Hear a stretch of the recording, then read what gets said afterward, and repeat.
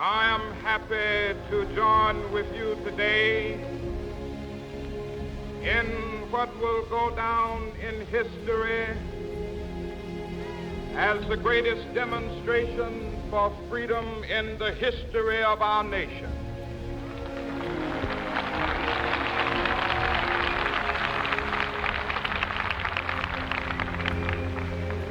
Five score years ago,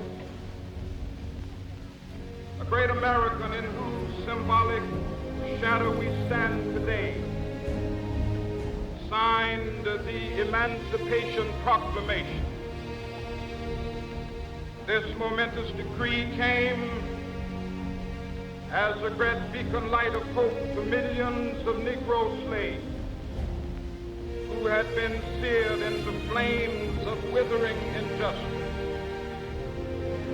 It came as a joyous daybreak to end the long night of their captivity. But 100 years later, the Negro still is not free. 100 years later, the life of the Negro is still sadly crippled by the manacles of segregation and the chains of discrimination. 100 years later, the Negro lives on a lonely island of poverty in the midst of a vast ocean of material prosperity. 100 years later, the Negro is still languished in the corners of American society, finds himself in exile in his own land. So we've come here today to dramatize a shameful condition. In a sense, we've come to our nation's capital to cash a check. When the architects of our republic wrote the magnificent words of the Constitution and the Declaration of Independence, they were signing a promissory note to which every American was to fall heir. This note was a promise that all men, yes, black men as well as white men, would be guaranteed the unalienable rights of life, liberty, and the pursuit of happiness. It is obvious today that America has defaulted on this promissory note insofar as her citizens of color are concerned. Instead of honoring this sacred obligation, America has given the Negro people a bad check, a check which has come back marked insufficient funds.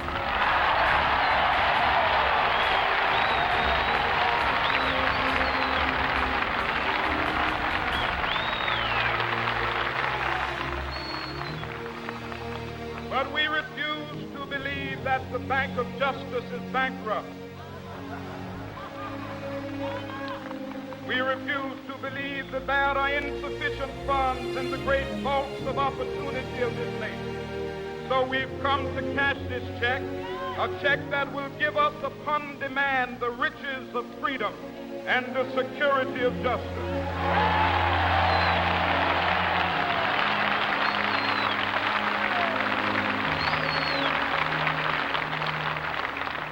We have also come to this hallowed spot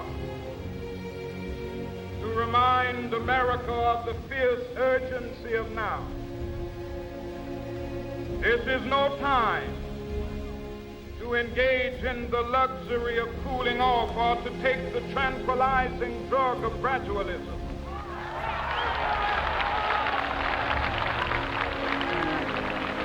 Now is the time to make real the promises of democracy.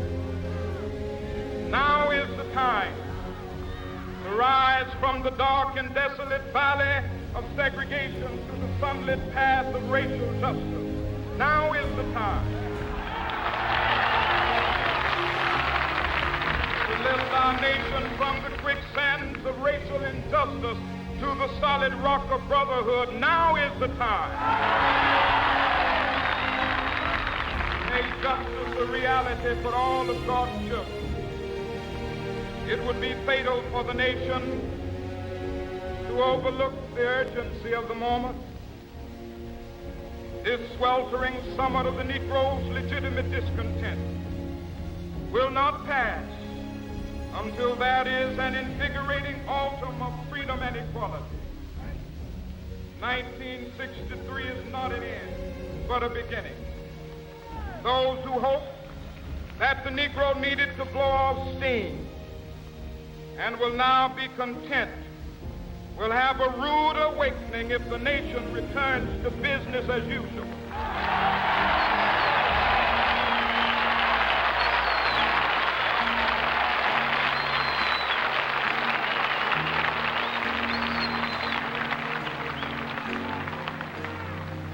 There will be neither rest nor tranquility in America till the Negro is granted his citizenship rights. The whirlwinds of revolt will continue to shake the foundations of our nation until the bright day of justice emerges. That is something that I must say to my people who stand on the warm threshold which leads into the palace of justice. In the process of gaining our rightful place, we must not be guilty of wrongful deeds. Let us not seek to satisfy our thirst for freedom by drinking from the cup of bitterness and hatred.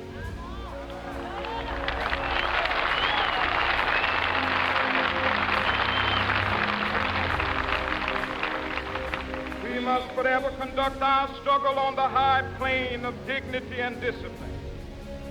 We must not allow our creative protests to degenerate into physical violence. Again and again, we must rise to the majestic heights of meeting physical force with soul force. The marvelous new militancy which has engulfed the Negro community must not lead us to a distrust of all white people. For many of our white brothers, as evidenced by their presence here today, have come to realize that their destiny is tied up with our destiny.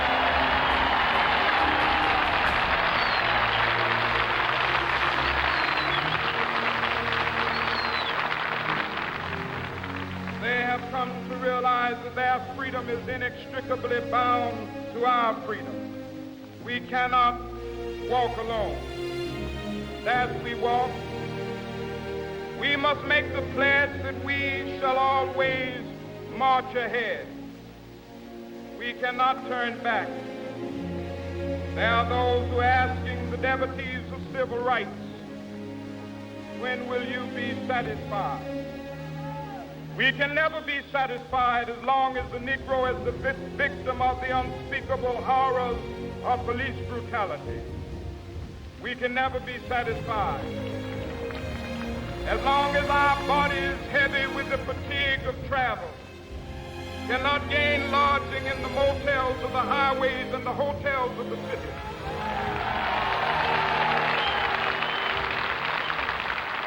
We cannot be satisfied as long as the Negro's basic mobility is from a smaller ghetto to a larger one. We can never be satisfied as long as our children are stripped of their selfhood and robbed of their dignity by signs stating for whites only.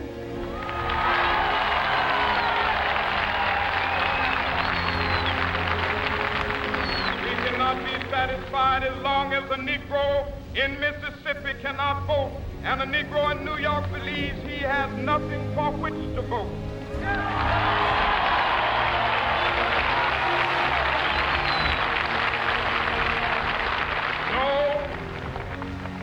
No, we are not satisfied, and we will not be satisfied until justice rolls down like waters and righteousness like a mighty stream.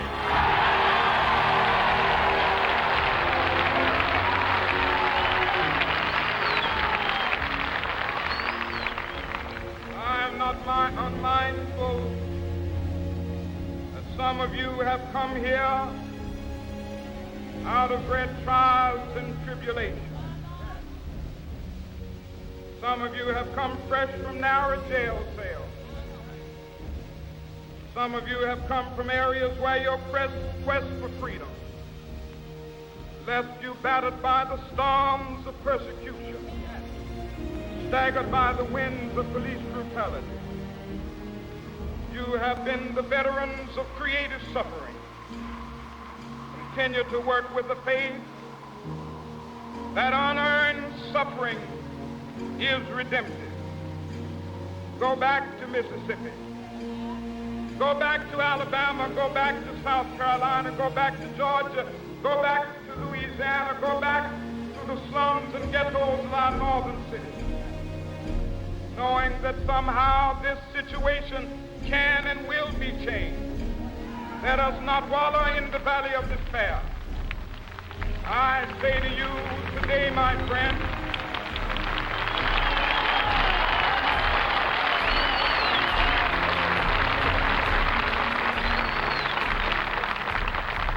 so even though we face the difficulties of today and tomorrow, I still have a dream. It is a dream deeply rooted in the American dream. I have a dream that one day this nation will rise up, live out the true meaning of its creed. We hold these truths to be self-evident, that all men are created equal.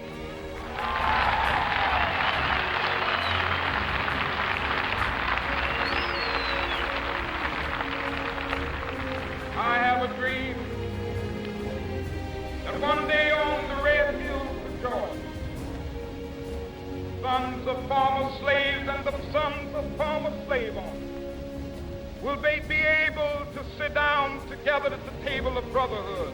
I have a dream that one day even the state of Mississippi, a state sweltering with the heat of injustice, sweltering with the heat of oppression, be transformed into an oasis of freedom and justice. I have a dream. My poor little children will one day live in a nation where they will not be judged by the color of their skin, but by the content of their character. I have a dream today.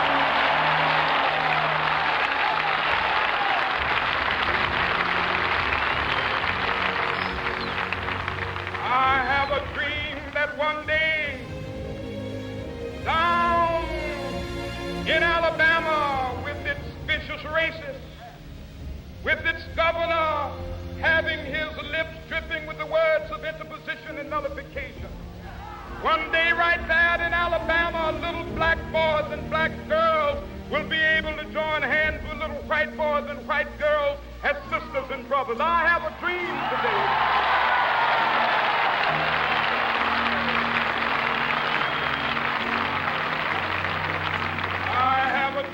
That one day every valley shall be exalted, every hill and mountain shall be made low, the rough places will be made plain, and the crooked places will be made straight, and the glory of the Lord shall be revealed, and all flesh shall see it together.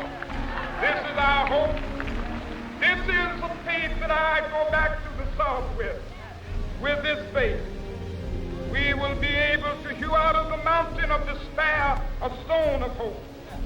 With this faith, we will be able to transform the jangling discords of our nation into a beautiful symphony of brotherhood.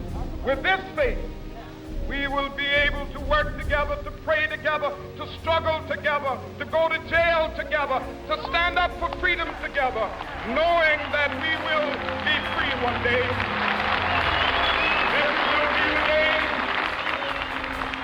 This will be the day with all of God's children be able to sing with new meaning, my country, tears of thee.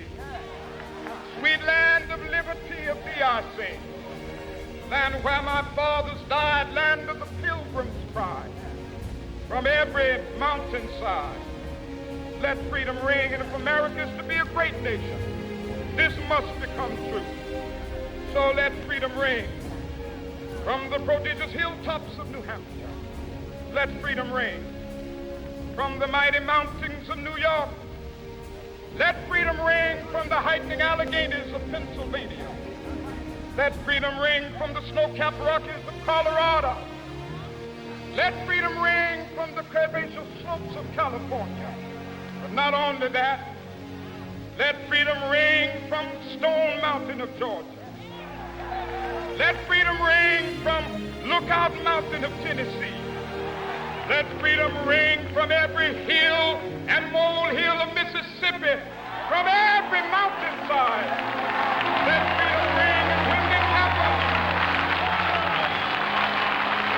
when we allow freedom ring, when we let it ring from every village and every hamlet, from every state and every city, we will be able to speed up that day when all of God's children, black men and white men, Jews and Gentiles, Protestants and Catholics, will be able to join hands and sing in the words of the old Negro spiritual, free at last, thank God Almighty.